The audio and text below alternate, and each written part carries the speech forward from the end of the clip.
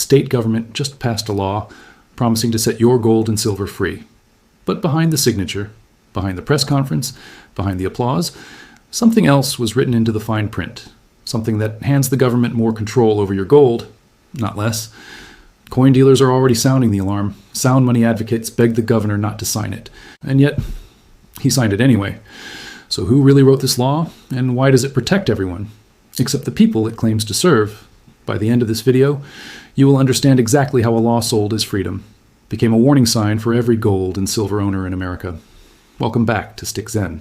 Now, before we go any further, I want to ask you for a small favor. If you are watching this channel and you have not yet subscribed, think of it the way you would think of checking in on an old friend. You do not need to do it every day. You do not need to make a big fuss about it. Just take a moment, tap that subscribe button, and let us stay in touch. It costs you nothing, and it means we can keep bringing these stories straight to you whenever they matter most. And I am curious, where are you watching from today? Drop your city, your state, even your country down in the comments below. I read every single one, and I would love to know just how far this story is traveling. Now, let's get into it.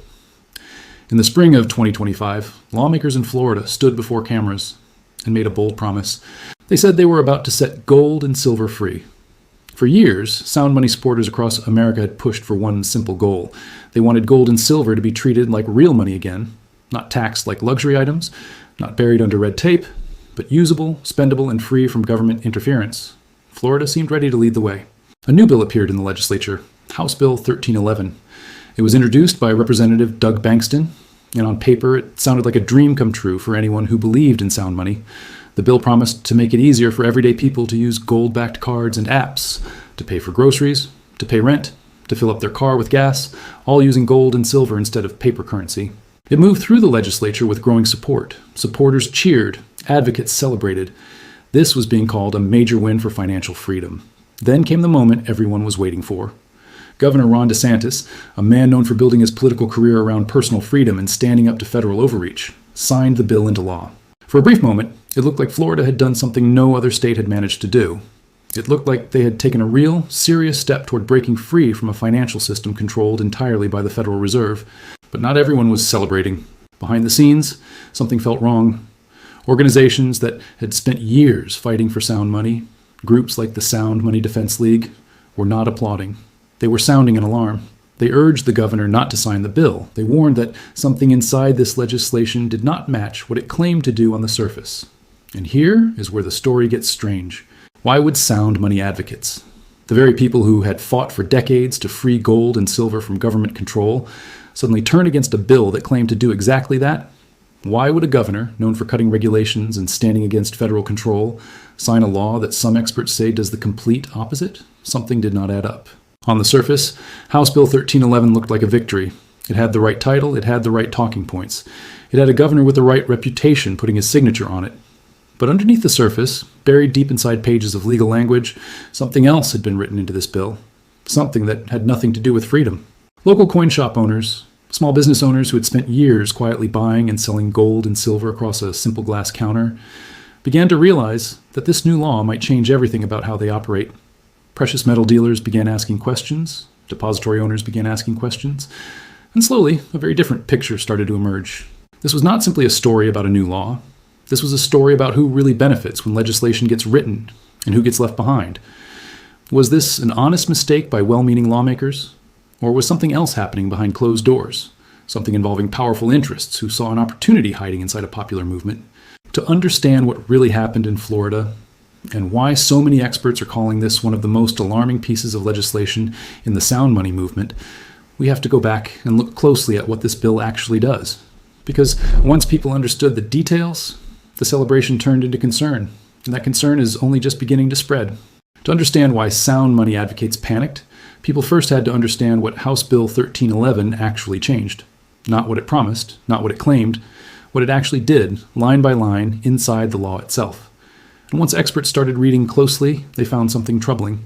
Florida already had a legal category called a money services business, and this category was built decades ago for companies that move large amounts of money around the world. Think wire transfer companies, think international payment processors, think the kind of business that handles millions of dollars flowing between banks and countries every single day. These businesses carry serious risk, so So they carry serious rules, strict licensing, constant state audits, detailed compliance programs, endless reporting requirements. That makes sense for a company moving money across borders. But House Bill 1311 did something nobody expected. It folded ordinary coin dealers, small business owners selling gold coins and silver bars over a countertop, into that exact same regulatory category.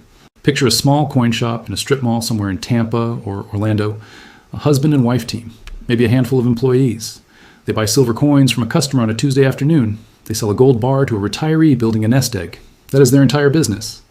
Under the new law, that small shop is now expected to operate under rules designed for global financial institutions.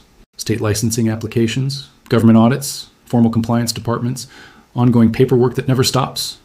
For a massive company with a legal team and a compliance department, this is simply the cost of doing business. For a small coin shop with 3 or 4 employees, this could be the difference between staying open and shutting the doors forever. Here is what makes this even more puzzling. Precious metal dealers were not operating in some kind of lawless environment before this law passed.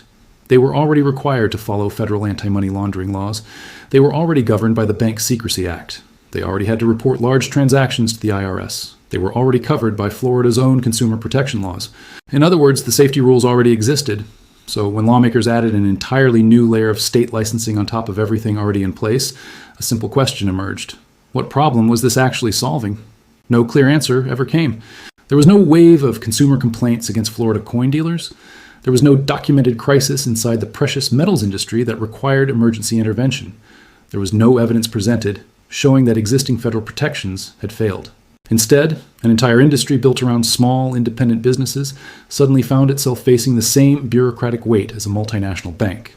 This is where analysts began using a very specific term, regulatory burden, without regulatory justification.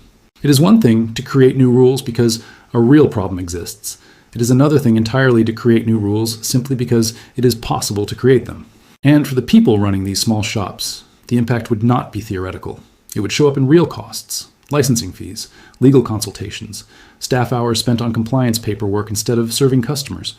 Every dollar spent meeting these new requirements is a dollar that cannot be spent growing the business, hiring an employee, or lowering prices for customers. For entrepreneurs watching this unfold in other industries, the pattern should feel familiar. A law arrives wrapped in the language of protection or progress, but underneath, it quietly shifts the balance of power away from small, independent operators and toward whoever can afford to absorb the cost of compliance, which raises the next, more important question. If ordinary coin dealers did not ask for this, if sound money advocates did not want this, if there was no public outcry demanding new licensing rules, then who did this law actually serve?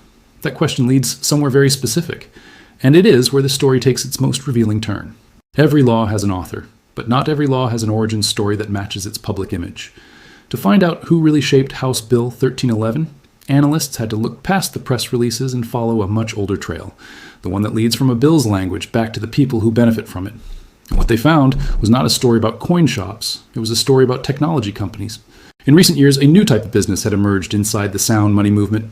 These were financial technology companies, often called fintech startups, building apps and cards that let people spend gold and silver electronically.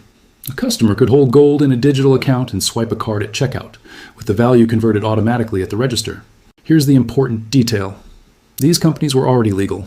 Nothing in Florida law stopped them from operating before House Bill 1311 existed. They did not need permission to launch. They did not need a new statute to open for business.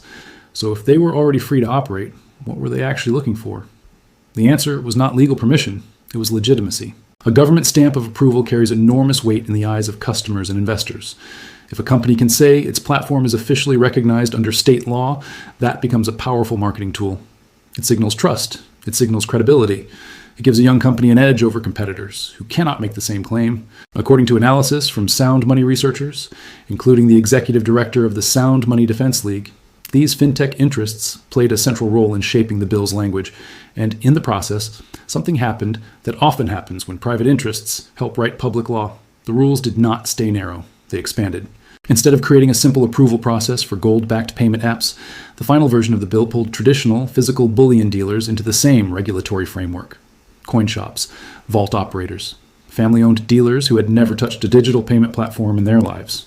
This is a pattern with a name in the business world. It is called regulatory capture. Regulatory capture happens when an industry or a segment of an industry uses the lawmaking process to build advantages for itself, often by making the rules harder and more expensive for everyone else to follow. The company pushing for the law does not need to break any rules to benefit.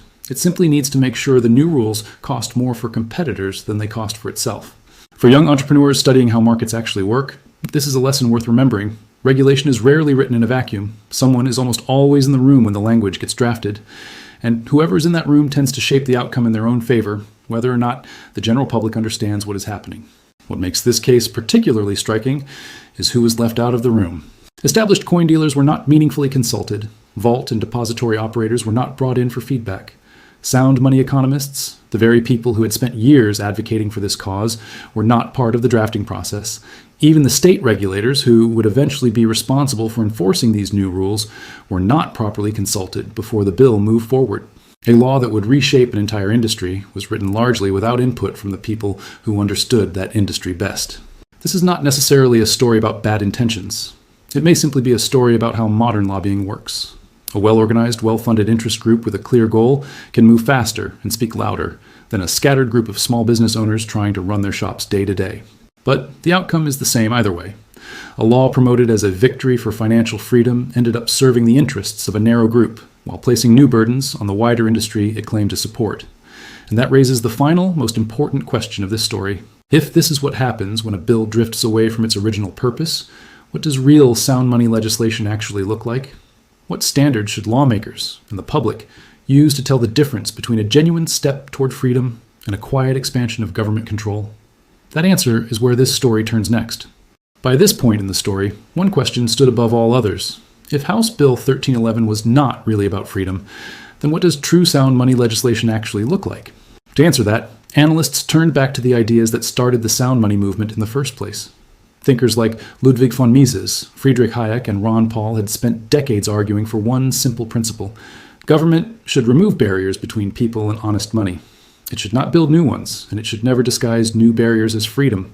Using that principle as a measuring stick, a clear checklist began to emerge. 4 simple standards that any real sound money law should meet.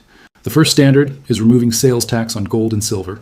When a person buys a gold coin, they are not buying a luxury item. They are exchanging one form of money for another. Taxing that exchange punishes people simply for choosing to save in a different form. On this point, Florida had already done something right. The state had removed sales tax on precious metals years earlier, a genuine step toward treating gold and silver the way real money should be treated. The second standard is eliminating capital gains taxes on precious metals at the state level. If someone buys gold as a form of savings, and its value rises simply because the paper currency around it is losing value, taxing that rise punishes people for protecting themselves against inflation. A government serious about sound money removes this tax, rather than treating ordinary savers like investment speculators. The third standard is protecting financial privacy and personal custody. People should be able to buy, hold, and sell precious metals without being forced into government tracking systems designed for large financial institutions. Privacy is not a loophole. For sound money advocates, it is one of the central reasons gold and silver matter in the first place. The fourth standard is the freedom to trade without a government license. A small business owner selling gold coins across a countertop should not need the same government approval as a company processing millions of dollars in international wire transfers. When a state introduces new licensing requirements for simple, everyday transactions, it is not removing barriers, it is building new ones. When measured against this 4-part standard, House Bill 1311 tells a very different story than the one first announced at the press conference. Yes, the bill removed some obstacles for gold-backed payment apps, but it also introduced brand new state licensing requirements for an entire industry that never asked for them. It expanded government oversight into an area that was already sufficiently regulated under federal law. It moved Florida further away from its own earlier progress, not closer to it. This is the core contradiction at the heart of the story. In the very same legislative session, Florida took one step forward and one step backward, and packaged the whole thing as a single unified victory for financial freedom. For entrepreneurs and business owners watching this unfold, the lesson extends far beyond gold and silver. Any law in any industry can be written using the language of freedom, innovation, or protection, while quietly expanding government control underneath. The only way to tell the difference is to stop reading the headline and start reading the actual mechanics of the law itself.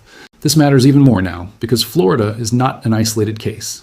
As the sound money movement continues to grow across the United States, more states will introduce similar legislation. Some of these bills will be written with good intentions. Others may follow the same path as House Bill 1311, shaped quietly behind the scenes by interests that stand to benefit the most. Sound money advocates have proposed a simple test that any future bill should have to pass. Does the law make it easier and more private for ordinary people to own and use gold and silver? Or does it expand government power over the people who do? If the answer leans toward more government power, then regardless of how the bill is marketed, it fails the basic test of sound money legislation. Florida's experience with House Bill 1311 now stands as a case study for lawmakers, advocates, and business owners in every other state. A reminder that the language used to sell a law and the actual structure written inside that law are not always the same thing.